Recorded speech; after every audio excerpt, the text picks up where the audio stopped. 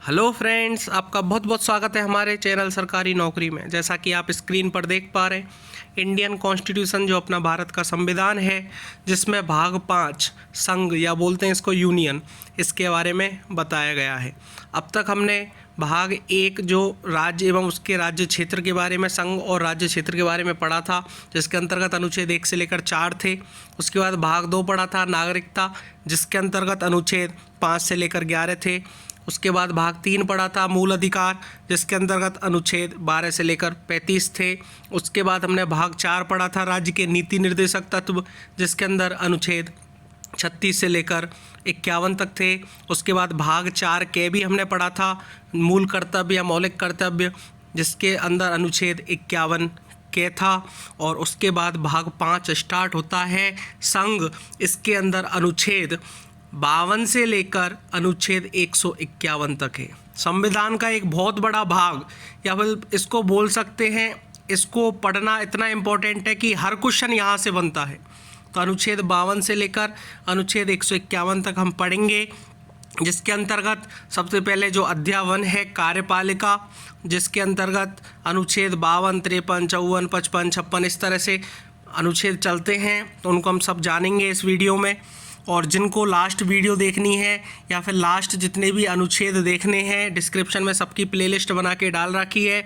आप जाइए, लिंक पर क्लिक कीजिए और आराम से उसके नोट्स अच्छे से बनाइए, और टेलीग्राम भी ज्वाइन कर लीजिए, जिससे आपको PDF नोट्स प्रोवाइड हो सकें।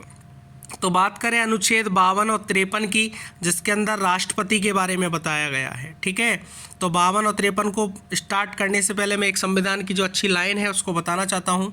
हर किसी के हितों की रक्षा हो ऐसा विधान है, सबको जोड़ कर रखे ऐसा भारत का संविधान है। ठीक है भाई, तो चालू करने से पहले एक बात और, कि जिन्होंने चैनल सब्सक्राइब नहीं किया है, चैनल सब्सक्राइब कर लो, बेल आइकन दबा लो, जिससे नोटिफिकेशन टाइम टू टाइम आपके पास आता रहे, क्योंकि इस तरह की वीडियो इस चैनल पर आपको देखने को मिलती रहती है। तो चलो बात करते हैं अनुच्छेद 52 की और 53 की। ठीक है, तो भाई भाग 5 संघ, अध्याय 1 कार्यपालिका, राष्ट्रपति और उपराष्ट्रपति के बारे में बताएंगे। तो अनुच्छेद 52 बोलता है कि भारत का एक राष्ट्रपति होगा। राष्ट्रपति के बारे में स्टार्टिंग जो हुई है वो अनुच्छेद 52 से हुई है। भारत का एक राष्ट्रपति होगा। अब ये पद हमने कहाँ से लिया है, तो इसको ब्रिटेन से लिया गया है, UK से लिया गया है। और ये जो पद है भारत के राष्ट्रपति का, एक तरह से महारानी के समान का पद है। ठीक है ना, ब्रिटेन की जो महारानी है ना, उसके समान ये पद लिया गया है। ठीक है, तो भारत का एक राष्ट्रपति होगा, ये अनुच्छेद 52 बोलता है बस। उसके बाद अनुच्छेद 53 में बात करें तो संघ की कार्यपालिका शक्ति। संघ की कार्यपालिका शक्ति से क्या मतलब है कि संघ की कार्यपालिका शक्ति राष्ट्रपति में निहित होगी, और वह इसका प्रयोग इस संविधान के अनुसार स्वयं या अधीनस्थ अधिकारियों के द्वारा करेगा। सेकंड पॉइंट है, पूर्वगामी उपबंधों की व्यापकता पर प्रतिकूल प्रभाव डाले बिना संघ के रक्षा बलों का सर्वोच्च समादेश राष्ट्रपति में निहित होगा और उसका प्रयोग विधि द्वारा विनियमित होगा। इसका मतलब आप समझने की कोशिश करना कि अपने जो देश है इसमें जो शक्ति होती है, ओरिजिनल जो शक्ति होती है, वो वैसे प्रधानमंत्री के पास होती है। ठीक है ना, लेकिन अपन बात करें ऑफिशियली जो अनाउंसमेंट होती है या जिस पर साइन होते हैं किसी कागज़ पर, तो वो अपने राष्ट्रपति के होते हैं। राष्ट्रपति के एक साइन के बिना कोई काम नहीं हो सकता। देश का कोई भी काम हो उस पर राष्ट्रपति की सहमति ज़रूरी है, राष्ट्रपति के साइन ज़रूरी है। ठीक है ना, तो यही चीज़ बोलता है कि संघ की कार्यपालिका शक्ति राष्ट्रपति के में निहित होगी। जो भी कार्यपालिका शक्ति है संघ की, वो राष्ट्रपति में होगी, और इसका जो प्रयोजन है या इसका जो प्रयोग है वो संविधान के अनुसार खुद स्वयं राष्ट्रपति और उसके अधीनस्थ अधिकारी, जो अधिकारी हैं उसके साथ के, उनके साथ करा जाएगा।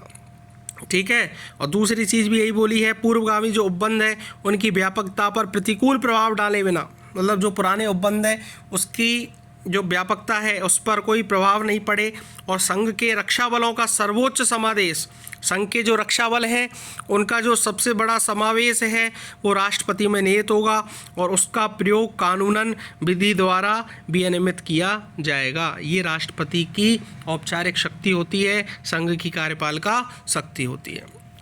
इसके बाद हम बात करें कि इस अनुच्छेद की कोई बात किसी विद्यमान विधि द्वारा किसी राज्य की सरकार या अन्य प्राधिकारी को प्रदान किए गए कार्यों राष्ट्रपति को अंतरित करने वाली नहीं समझी जाएगी। इसका मतलब ये है कि कोई भी राज्य सरकार या कोई अन्य प्राधिकारी है, कोई कार्यकर्ता है, मतलब कहने का मतलब कोई कर्मचारी है, उसको कोई भी कार्य प्रदान करना उसके बाद में राष्ट्रपति को इस मामले में अंतरित करने वाली नहीं समझी जाएगी, कि राष्ट्रपति इस काम के लिए अंतरित नहीं होगा। ठीक है ना, एक तरह से। दूसरा पॉइंट है, राष्ट्रपति से भिन्न अन्य प्राधिकारियों को कानून द्वारा कार्य प्रदान करने से संसद को निवारित नहीं करेगी। जो राष्ट्रपति के भिन्न कार्य हैं उनको प्राधिकारी जो अन्य हैं वो कानूनन द्वारा कार्य करेंगे तो संसद उसको निवारित नहीं करेगी।